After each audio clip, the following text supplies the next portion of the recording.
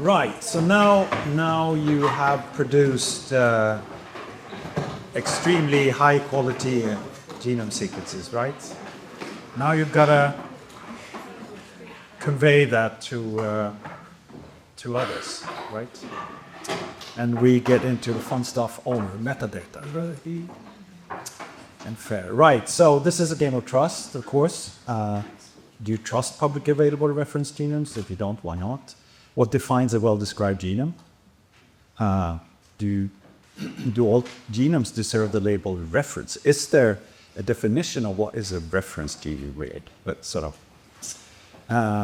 But here, metadata comes in, and it really matters. So we'll talk about the importance for reference genome research about high-quality samples and data, or descriptions of high samples, and about increasing fairness, and in the long run, maintaining the public trust or the scientific trust in the results that you have generated.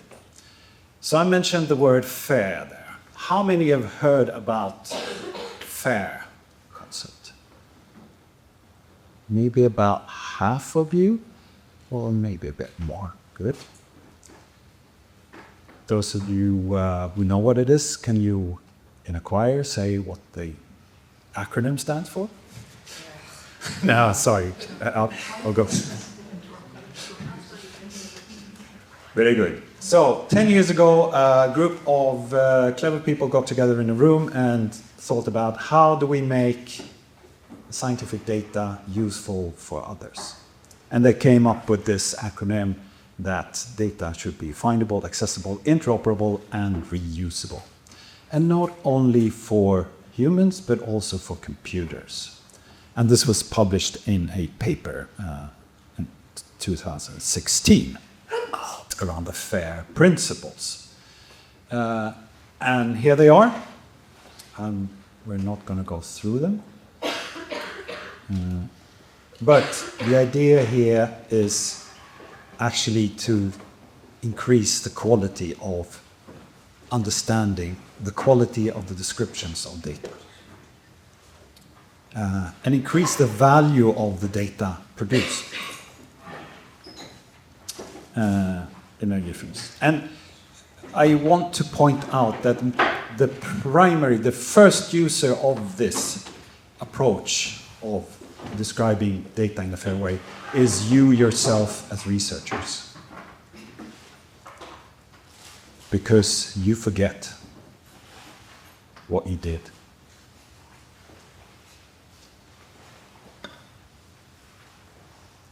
Right. FAIR fits into around other principles that are now being pushed quite hard. You probably all heard about open science, making scientific outputs freely available to society at large. And FAIR fits very well with that, but data can be fair without being open, and data can be open without being fair. So you should sort of strive for the combination of that. And at the end, it's very much about reproducibility, that you can reproduce results from the data and code that you've done. I really want to point out also that fairness is not something that is absolute. It's a spectrum.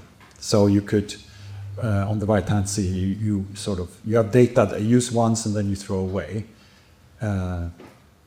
And the other extreme is that the data you produce is described in a way that is reusable for every possible use case now and in the future. Somewhere in the middle, it's a good enough state. And this is about systemic maturity that will evolve over time. Today, very little data is fully fair. And it's not expected of you as researchers to be that you produce fully fair data. But it's something that will happen over time. But there are some prerequisites to this. But so what is this? This is another way of explaining what it is. It's about sort of moving towards a web of data and services that fits together when it comes to research outputs. Someone put the quote there, from Gutenberg to Berners-Lee, so from the printed book to the World Wide Web, basically.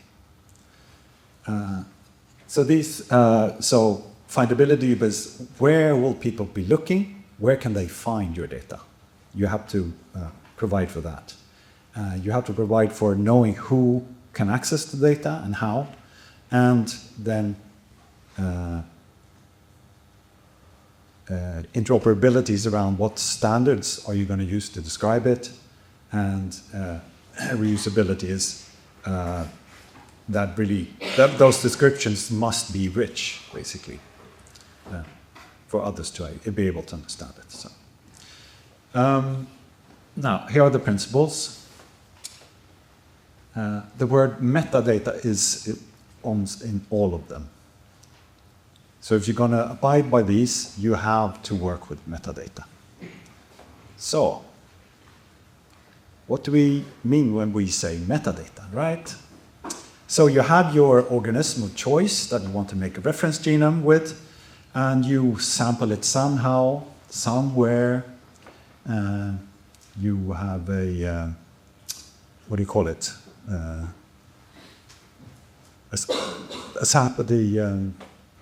voucher, yes, somewhere, and so on and so forth. You document that. That's metadata about what you did when you sampled it. Then you extract samples, you go through reaction, all this stuff that Olga told you about, and you produce some genome sequences. That information you also need to capture. And then you analyze it and so on and so forth. And that should also be captured. In this way, you can understand how you arrive at something, a result at the end from your starting points. So you realize there are lots of things you should capture or can capture. Some of this is more easily done than others, and some of it is maybe more important. And some of it lies with you as researchers, and some of it lies with sequencing facilities in giving rich descriptions of what was done. So, how diligent should you be? So, first of all, for your own work, of course, yes, you should describe it so in your group you can work with stuff and you understand what you mean. But you should also sort of maybe aim at to a state where others can understand what you have done, really. But then, if you really want to be fair, you should share it and make the data findable across, regardless of if you know a research group or you find a paper or whatnot. You abide by the principles, and so that the data is stored and available, and it's described by standards and models and vocabularies. So, much of this, if we want to reach for good fairness around formalized metadata.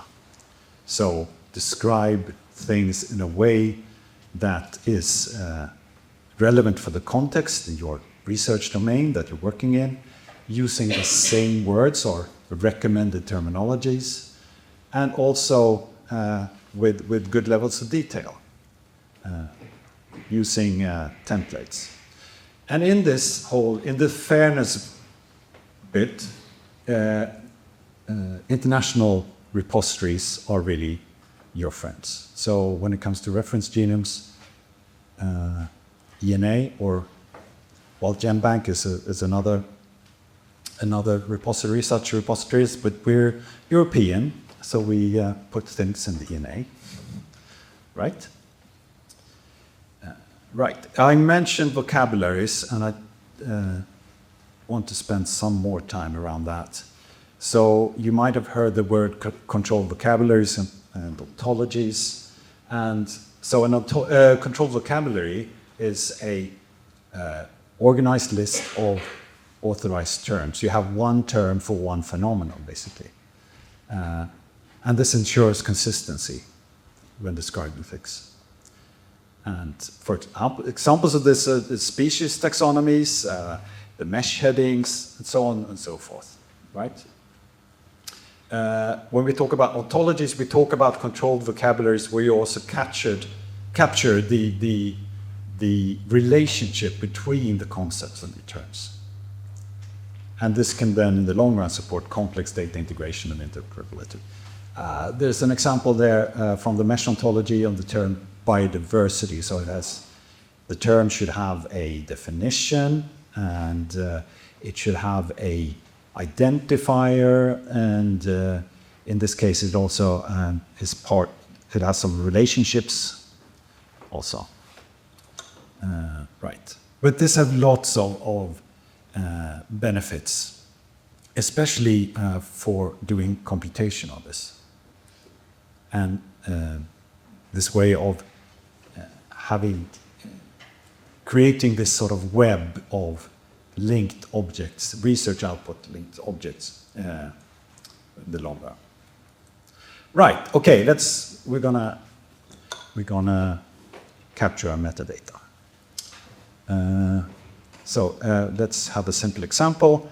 And the thing we sampled was sampled in one place called strangeness. That's enough, isn't it? I think so, yeah?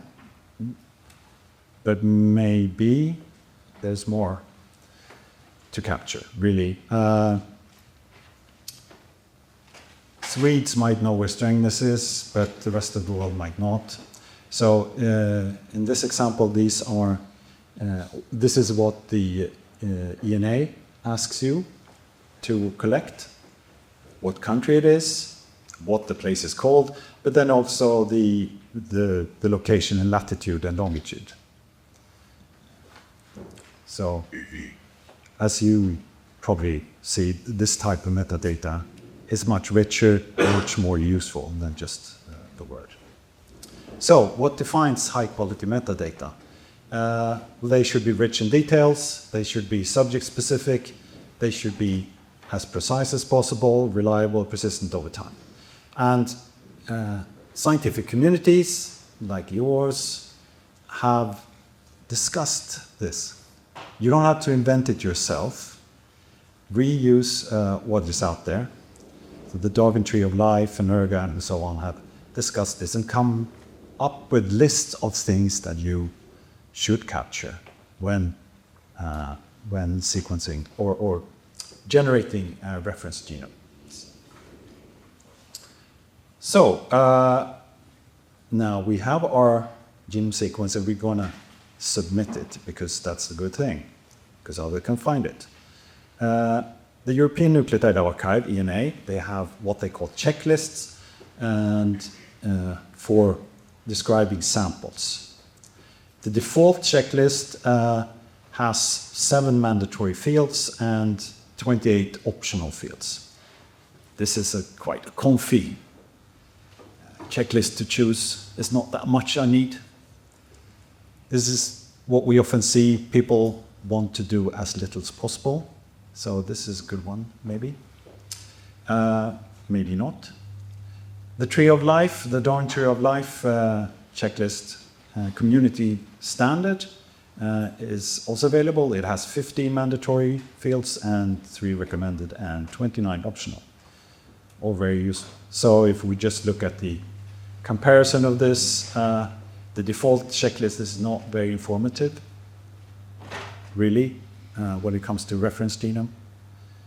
The Tree of Life checklist has more stuff that is mandatory and recommended. But it also has a lot of very useful fields that you should try to populate.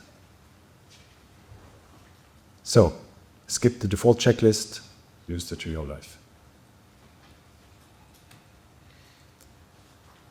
But then, also, as I said, you forget. So be sure to plan ahead before you go out with the equipment that Olga talked about. Go out in the field. You know what you're going to capture. You know that you're going to actually have to record the location, if that is relevant. Be aware before you go out in the field what it is that you're expected to provide, maybe a year and a half later. Well, actually, you should submit data as soon as you can, but that's another thing. That's very important. Oops. I'm nearing the end. Here, some examples that have come across our way. Biodiversity studies using default checklists, very limited information about the samples, very low precision accuracy on metadata values, and maybe I should mention here a lot of the fields that the ENA asks you to fill in are free text, which is not really good. But that's where we are now. This will change over time, but it's not there yet. So we ask you to do a better job than what the DNA asks for, really. So think around, so for your particular domain, plan what is the terminology I should use, I'm gonna use. And refer to the control vocabularies or ontologies, terms. And think about that before you start. We have an example where we got something where the sample was sampled in Strängnäs. That was the only information. Well, not really. It had a location, actually, but it had 2 decimal digits for the GPS location. That's a 3-kilometer error mark. So if we have an aquatic species, which this was, this ended up in the field outside Mariefred. Probably not correct, but we asked some more and got some more digits on that location specification. So be as precise as you can so people can trust what you make available. Here is finally a good example, and it's probably very hard to see, but this is a coral, yes, sampled outside. So what is? Slovenia. Slovenia, yes, exactly. And they have added, well, basically answered all the fields in the tree of life. They even have a voucher that is referred to. So aim for this.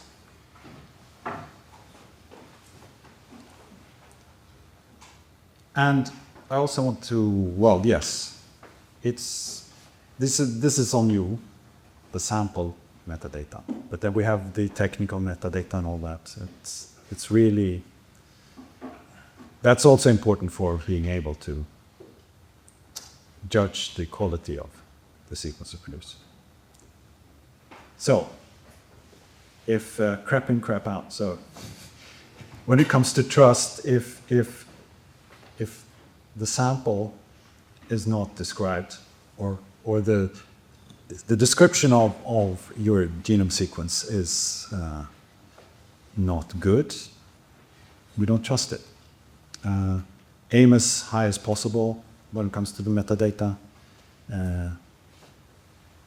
Provide everything you have. You don't know when it's going to be useful to someone, and you've collected it. and be precise. And the last point there is be sure that you know whose responsibility it is to do this. Especially if you work in a group and you think that, well, he was going to do that. No, she did it. Yeah, so plan ahead around these 6. Not as an afterthought. Okay? Okay.